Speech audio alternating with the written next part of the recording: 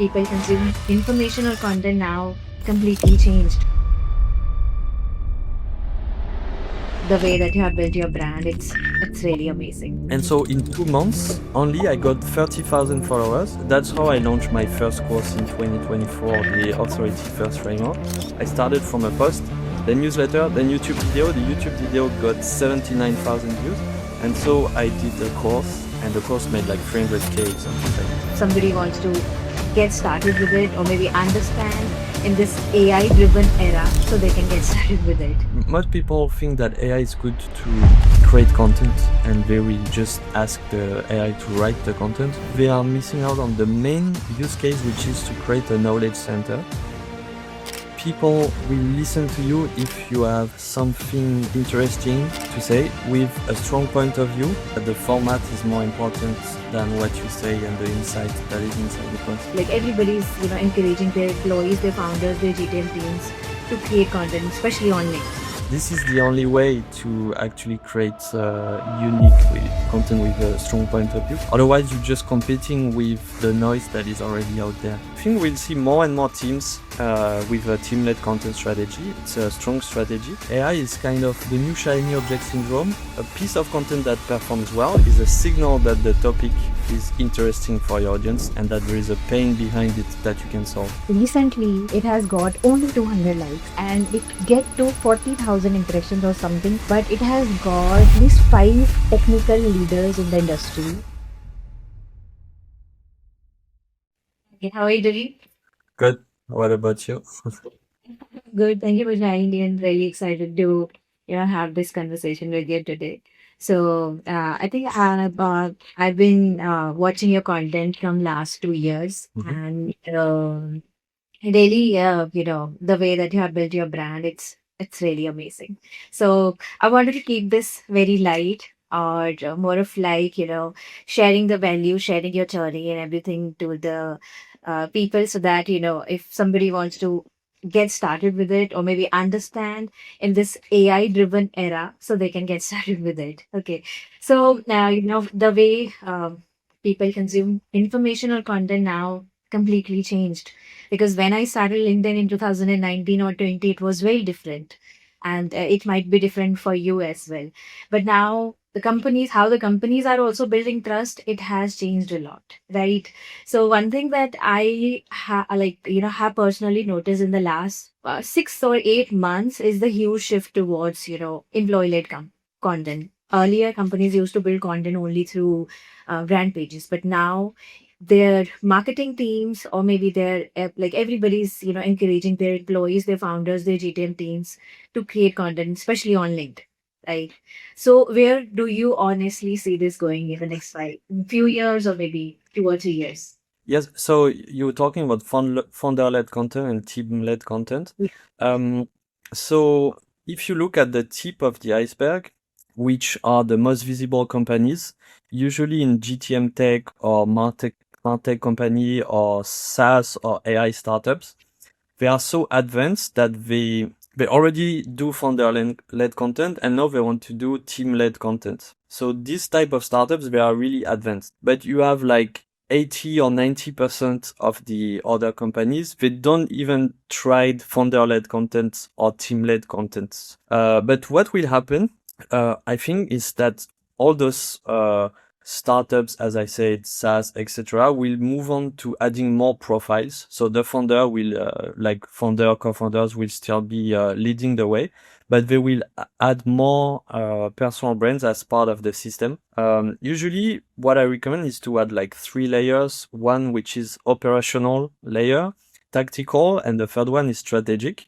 So strategic is the C-level, the founders, they drive the vision, they drive the strategic frameworks, they explain the next step of the company, etc. But then you can also make relevant content for the operational level, something that will be interesting for an audience, for their day-to-day. Like if you have a SaaS in MarTech, you can explain the AI workflows in marketing, etc., that they can use in their day-to-day. So that's for the companies that are already advanced. And then the companies that didn't even started yet, like LinkedIn or any other platform, I think they will go from nothing to team-led content, because it doesn't make sense for a big company to do only the founder profile, because they have so many C-levels, they have so many VP of marketing, sales, even the CFO could post. So I think they will move on this team-led content strategy, which is very powerful, by the way. With my agency, we do it with some clients, and it's really good because you have like a different positioning across the company. It's a strong strategy. But yeah, they will do this as well. So I think we'll see more and more teams with a team-led content strategy, and I think it's going to be exciting next steps for the content. Okay, great. And you were at team-led content, and honestly, see, in our at One GTM Lab as well, in our agency also, like I have a very big profile, so there are multiple other profile, both of the co-founders' profile we have, and a lot of people see my content, they consume my content, but they do not reach out to me. They either reach out to the content head, or maybe they reach out to the other co-founders. They have this presumption in mind that maybe this is a big profile, she might not reply to me, or maybe she might be getting a lot of messages, so my message maybe gets in spam. So that is a presumption. Team-led content is changing a lot. Do Yeah. you agree? Yeah, I think this is one of the different aspects. There are so many aspects of why team-led content is good, but what you share is it's true. I think they don't contact you because they think like, okay, if I contact this big profile, I need to have something worth saying. So I will wait until I have something like really specific that I want to ask. Like they think like, okay, I have one shot to send a message, so like let's make it perfect, so they don't send it. You see what I mean? Yeah. I think that's the reason. I thought about this before. Right. And I think this perfectly connects with the second thing which is happening right now. And you and I both know that, LinkedIn currently rewards visuals very heavily, right? Infographics, animations, carousels, like, everything that these things are naturally pulling a lot of attention.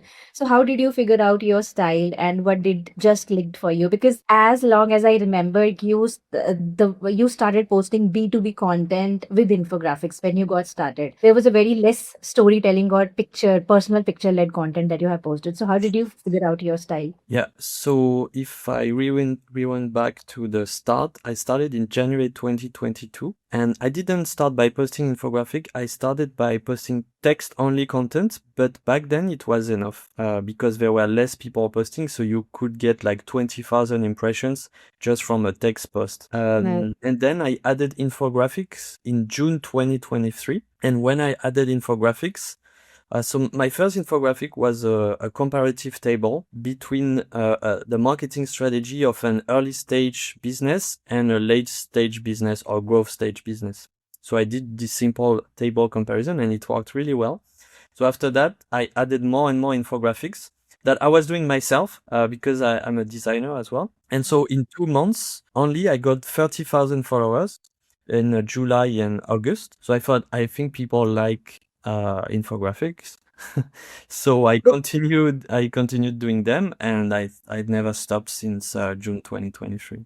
Maybe the another reason why people like infographics, because see, there is a lot of text written content is Mhm. available in the market, and now with AI you can find all sort of information, but the way that you visually present complex topics and the way that you break it down, it's really amazing. So maybe that is the another reason people like Yeah, infographics. the infographics needs to be good as well. And actually, it's called dual coding theory.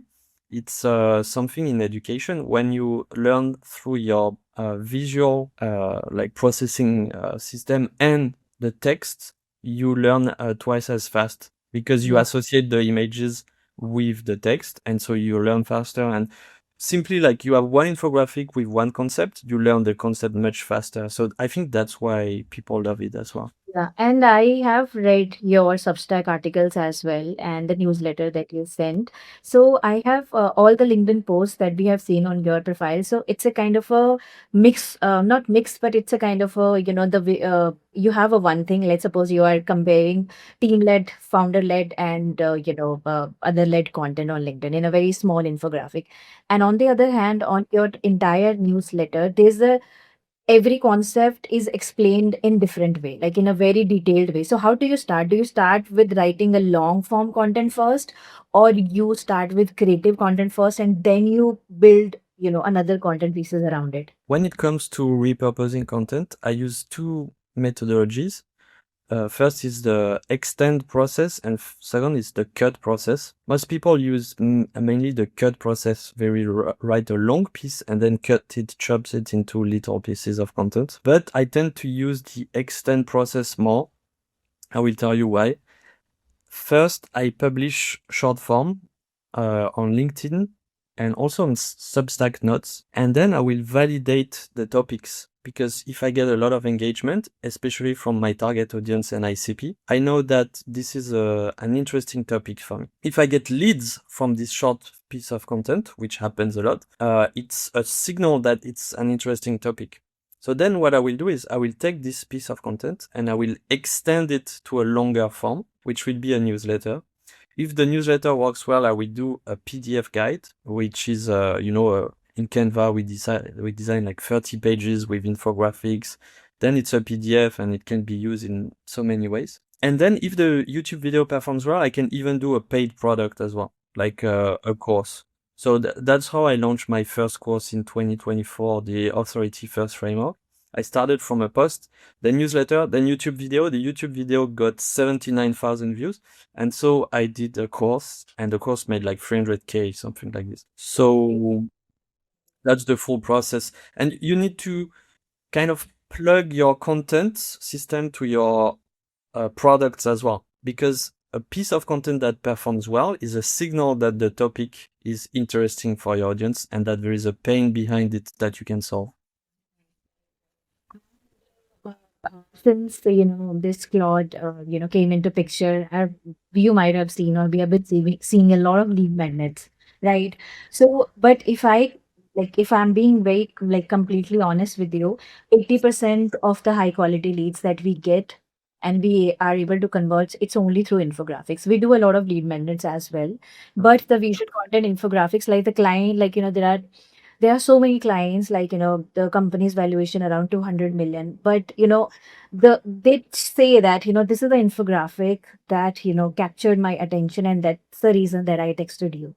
So Yeah. how do you, like, I'm just curious to see, I've seen very few lead magnets on your profile, so Yeah. it is happening with you as well? That's the reason you're not posting a lot of lead magnets, because there are so many accounts that went from 0 to 100K, 0 to 50K, because of lead magnets only. So what is your thought process behind lead magnets? So I never did a lead magnet. I do zero lead magnet on my profile.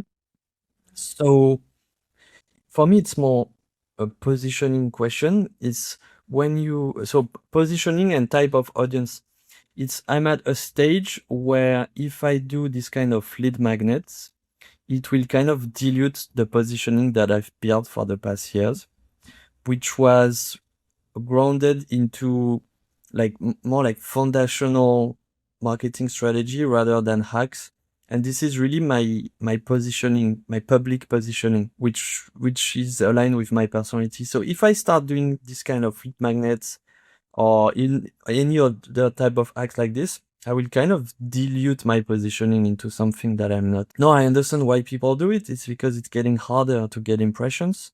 So I can see why they do it. But the problem is that I don't think you can build a solid audience with this, because probably they will just take the lead magnet and that's it. Whereas if you really publish infographic or thought leadership stories, etc., step by step, they will get into your world and they will understand your content pillars and they will make the connection between all the posts. And that's when you really help them. And when you really help them, they follow you for a reason. You help them in their day to day, etc. And that's how you build a real audience with solid foundations, not with lead magnets, to be honest. Okay, this is another co-founder's profile who's the GTM head in our agency. So we started his profile with lead magnets only. Reason being because like he's into so much tech, so we really wanted to build the community around super technical people. So now last week we were able to close very big client, like very big in the industry. So now, according to the company's positioning, so now that client came from one specific lead magnet. So how do you say, what do you think? Like, let's suppose if your resource is really so much powerful.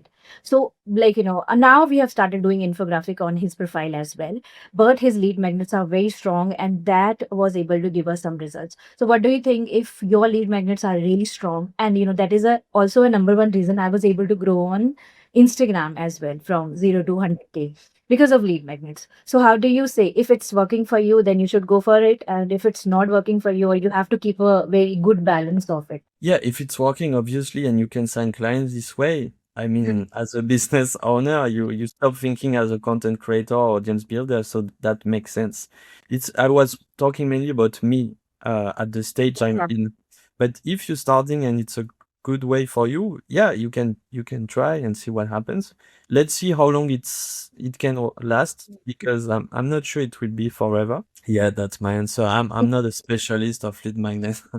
No, definitely. That's why we have, we are now kind of a mixing with very good workflows, infographics on that profile as well. So Yeah. lead magnets brings in, people with, I think, very shorter, span, who have a very shorter span. But if Okay. you want them to stay, you have to do long form content.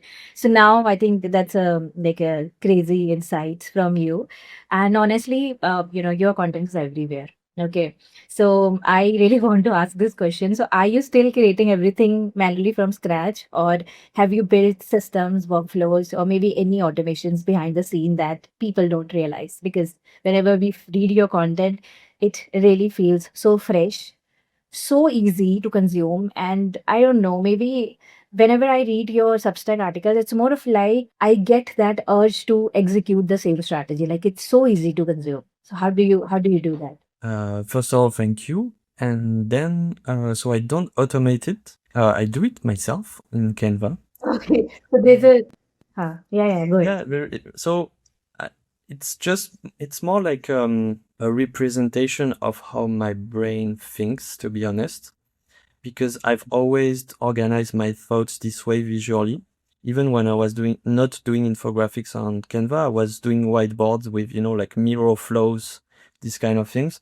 So it's just, I'm just doing it publicly and putting a bit of makeup on the infographics to make it beautiful. But I've not found a way to kind of scale it, because when I try to scale it, meaning like produce this type of infographics at scale, in volume, I will lose the substance. So when you create content, it's easy to do a basic infographic. Let's say you do a LinkedIn funnel, 3 steps, tofu, mofu, bofu, and you post it and you will get 200 likes. But you cannot get like 2,000 likes or 10,000 likes. Some of the infographics I made got this, because there is no really haha moment where people think like, oh, I've never seen this before. I really learned something, and yeah, it's inspire you.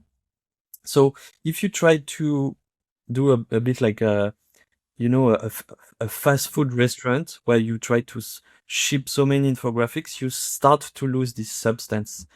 But you can have what I would call a content factory of basic infographics. That's possible. But sometimes you will need to spark more inspiration with like a premium infographic, and you will have to start from scratch when you do this. I saw your recent post that you were able to scale to 1.3 million ARR. So how did you find a way, like without losing quality? Because and how did you find a way? Did you build a very large team, or maybe A-level players for how you were able to do that? Yeah, so in our agency, so we create infographics for our clients and among other things. And we have designers and we have content strategists who analyze the business. And it's not only about doing infographics, it's mainly about finding frameworks that the client has and turning those frameworks into visual frameworks. So there is a phase where you need to analyze, ideate, and then you can move on to the design. But there is this phase where you cannot really scale anything because it's just like us strategizing and thinking about what frameworks we can do. But when we find them, we can reuse them over and over, and this we go much faster. When after like 2 or 3 months, we can ship a lot more infographics. And yeah, we put two designers on the client, and so we can ship many infographics this way. But we will not do like a cloud workflow that we do, basic stuff. We don't do this. So, basically, related to niche, that is a very important question or very much abused question on LinkedIn as well. So, we are into SaaS, AI tech, dev tools, and cybersecurity. So, like, have you worked with very different industries or niches, and did it work the same way? So just wanted to understand what are the other niches that you found your, success, with your content and all. Yeah, so I see two types of companies when it comes to publishing content. You have horizontal companies and vertical companies. So horizontal, they will serve any industry. You can think about Slack or Asana or Lemlist. Okay, they can work with any industry, but they will work with specific teams usually, except the Slack, for example, who can be used across teams. So for this type of company, it's really easy to create content because the audience is wide, it's broad, it's large. So you can create content and get a lot of impression, engagement, etc. So this creates a specific type of strategy. And then the second type of company is vertical. So it's more like specific industries, like let's say legal tech. When, for example, you're targeting lawyers. So if you're targeting lawyers, by definition, there are less people. Okay. So you will have to adapt your strategy, and it's much harder to create content because the audience is more niche. So you need to pair it with other strategies such as warm outbound or engagement, etc., to be able to find your ICP and your audience.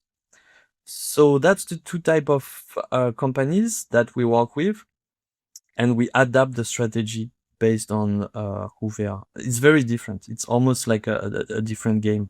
Okay, and how does your lead generation process looks like? Do you like it's inbound only, it's outbound also? How does it look like? It's inbound mainly, but we also do warm outbound. So we analyze the content signals, engagement and profile visits mainly, but also website visits, downloads, email opens, forwards, etc. And based on this, we analyze who is engaging with the content and we reach out to them. This is really basic, to be honest. It's like you have to imagine like you are at a conference, okay, B2B conference. You go on stage, you talk. This is your piece of content, and then you see who is looking at the event, who is in like the audience, and then you go talk to them. This is the most simplest way I can talk about warm outbound and content. And it is basically the two sides of the same coin. You need to do both if you want proper return on investment. And then I wanted to ask a lot of questions about AI, but since you said a complete no that you're not using anything, but still I'm gonna ask. So, what is your favorite tool? Like it's ChatGPT, Claude Code, or Claude Design. Have you used it, or your team might have used it as well? So any So favorite AI tool that has helped you? the combo that I like is Claude plus Obsidian. Mm-hmm. So AI, most people think that AI is good to create content and they will just ask the AI to write the content, but they are missing out on the main use case, which is to create a knowledge center. Okay. So what we do and what I do and what we do for our clients is to create a knowledge center that is stored in Obsidian with MD files, so markdowns. And what we'll do is we'll create, let's say like 100 MD files with all the knowledge, and all the knowledge files, they will be connected together. And so this helps us to find links between the ideas and the insights of the client. And then based on this, we can spin out content. And after we don't use AI to actually write the content, we can a bit, of course, for the 30%, for example, or we can have templates to, ship faster, for example. But yeah, 70 or even 80% of the creation is like crafting. But yeah, AI is useful for the knowledge center. So it's faster to have ideas as well.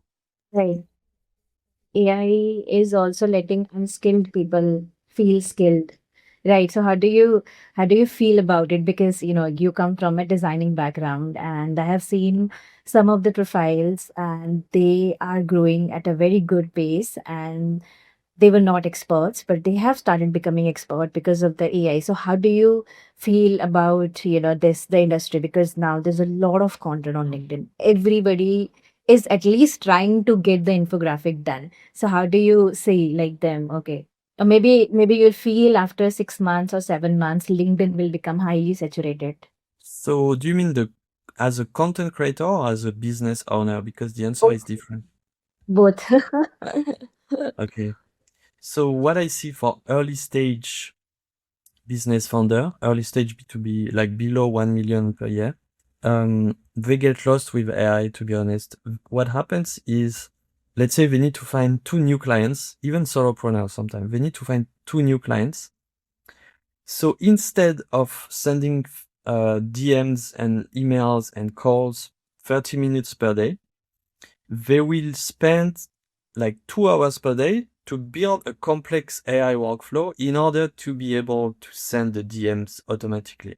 So this is just an example, but what I mean is they are kind of procrastinating because of AI, and AI is kind of the new shiny object syndrome to postpone talking to your clients because you're kind of afraid to talk to your clients and doing the actual boring job, which is like to send DMs with disciplines every day, etc. So that's for business founders, and this is not a tiny problem. I see this with everyone because I have students, I have clients, I have friends, I see with my audience, and I see this everywhere. So that's for business founder. And for creators, honestly, the only people that generate results with AI content is the people talking about AI content or talking about AI from what I've seen. So it's kind of a bubble that I'm okay. Some people can be in this bubble and make money out of it. I think what they want. I don't have any problem with that. But it's just like if you want to, if I take my legal tech example, I probably cannot do that for a legal tech company because it will be AI slop. So yeah, that's the answer. So it really depends again in which industry you are in. So, also, what one thing that I've experienced with the very big founder, that one founder that we're working with, is into cybersecurity. So, doesn't like polished content. They wanted to be very raw. Let's suppose if a client comes to you and they don't want to do good, highly polished infographics, animations, or something like that. So, how do you manage that? How do you ensure a good mixture of content? Because everything works on LinkedIn. I think that makes sense for some profiles because a founder sometimes doesn't want to show that there is a marketing team behind the content. Oh, right. Yeah, because they want to appear as they are writing the content, between two meetings or in the plane, they want to give this feeling. Mhm. Um, so there are different ways to do it, and a good strategy is to use screenshots. So screenshots of news, screenshot of reports, screenshot of Google Trends, for example, or a tweet or whatever. And then the founder will add their opinion on top of it. So what happens is it becomes interesting because the founder is giving their point of view on an actual news or event that happened. And so this makes the content more authentic. But you cannot only do this. So you add on top stories, photos of the founders, some infographics sometimes, like only one per week, for example. And the mix will feel more like raw, as you said. Yeah, nice. That's how we are doing it. It's more of like we are, it's of course going well because that's a founder's perspective. A lot of events, conferences, content, and everything. So we tend to focus on that Yeah, much. Okay. exactly. Photos as well of events. That works really well on founders profile since these the especially the cyber niche, these founders are so much into conferences, so much into all of these events. Okay, so now just want to do a very fun rapid fire thing with you. So just don't have to explain and just let me know your answer in one or two words. So one content trend that you feel is very much overrated. Yeah, something I don't really like is screenshotting DMs and when you blur the face of. I don't like this trend. Okay, okay. And okay, and one underrated content format. Underrated. Case study carousels. Yeah, very much. Right, right, right. I haven't done case studies on my profile for so long as well. Okay. And one thing most LinkedIn creators are getting completely wrong, and this is from a creator perspective, not from a founder perspective. One thing most LinkedIn creators are getting completely wrong. Yeah, they probably think that the format is more important than what you say and the insight that is inside the post. Right, right, great. Okay. One thing AI will definitely replace. AI definitely replace. Yes. Um, honestly, doing dashboards. When for example, you run a Meta ads campaign and you need to do a dashboard. Yeah, This is we have replicated it with Replit actually. Yeah, Okay. so before in my previous company, we had to do the dashboard ourselves. It was taking like 5 hours for each Oh my report, but God. now it's 10 minutes. Reporting was a lot of hassle with us as well, but then we had to automate it with Replit. Now it's completely fine. Yeah, okay. One thing AI will never replace. Oh, it depends on the time scale we're talking about. If it's 200 years, maybe everything, I don't know. But if we're talking about the next 10 years, probably creative ideas generation Yeah, or maybe strategic thinkers. Right, right. Okay. So, okay, text post or infographics, of course. infographics, Consistency or creativity, consistency, or creativity. consistency. Okay. Apart from you, one creator everybody should study. In current scenario, apart from you, who's your favorite creator? Greg Eisenberg. Oh, nice, nice. Okay, that's really great. Okay. Um, and now, just one last question that I want to ask you, and you can be very raw with it. Let's suppose if somebody is starting in this industry, they are not the experts. What is the one or maybe two pieces of advice that you can give to them if they want to build their personal brand on LinkedIn, or maybe in the next coming 1 or 2 years, they want to start their own agency? And when you say in this industry, do you mean what industry do you mean? Any, and let's suppose, okay, any industry, let's suppose GTM industry. Let's Okay. talk about lead Yeah. generation GTM. So the thing you need to understand is that people will listen to you if you have something interesting to say with a strong point of view that is unique and that will help them in their day to day or inspire them. Okay, so combine those five. Now, when you know this, you know that you cannot generate content like this based on what you read online, but because by definition it's not unique, it's not new, etc. So that's why you need to um, have in your job or in your day to day or in your business, you need to have experiments that you run continuously, consistently, and based on this, you will find new insights that no one has discovered, and you will mine those insights. And then, based on those insights, you will create content. This is the only way to actually create unique content with a strong point of view. Otherwise, you're just competing with the noise that is already out there. That might sound boring, but that's the way. Another question that is coming to my mind out of the script as well. What is a one personal, like a one trait that you very like in you, like anything, any specific quality related to work or business only?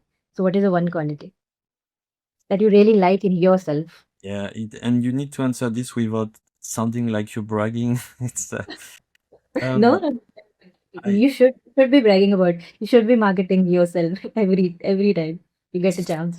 so to be honest, I like things that are logical. So when I see one of my infographics that is 100% logical without any logical flaws or mistakes, I like this. So I would say my logical. Okay, if you don't want to brag, let me tell you one thing that, when in 2025, yeah, I used to use a lot of material from Cure Info, like a lot of infographics and all, to teach concepts to my team. Mm, So don't want to brag about yourself. So that is the one thing that I really like, that the way that, the logic behind every infographic and every content piece that was there. It was, of course, not AI's law. Great. yes, thank Any you. and yeah, any question, if you have to ask me, what would it be? And based on what you say, I know that some universities as well, they use my infographics to teach marketing to their students. Yeah. Yeah, I have seen this post somewhere also. Yeah. So that's, yeah, it's cool. Yeah. A question that I need to ask you. Yeah. What was your best performing post, maybe? That could be interesting to know. Okay. Oh, nice. So I'll tell you in two different perspectives. One best performing post that has got around 13,000 something likes and around 10, maybe 10 lakh or 1 million views or something. That post was around how I promoted my employee within 6 months, because I was not getting the promotion when I was in my full-time job in 2019. That is a one best performing post that has went so much viral. It has got very good two founders in pharma industry, and then they like the pose, they like the style, and they wanted to build the personal brand in that perspective, like kind of a thought leadership. It happened in 2025. Yeah. Second best performing post that recently it has got only 200 likes and it get to 40,000 impressions or something, but it has got at least five technical leaders in the industries, very good founders, very good brand in the industry, like very good name.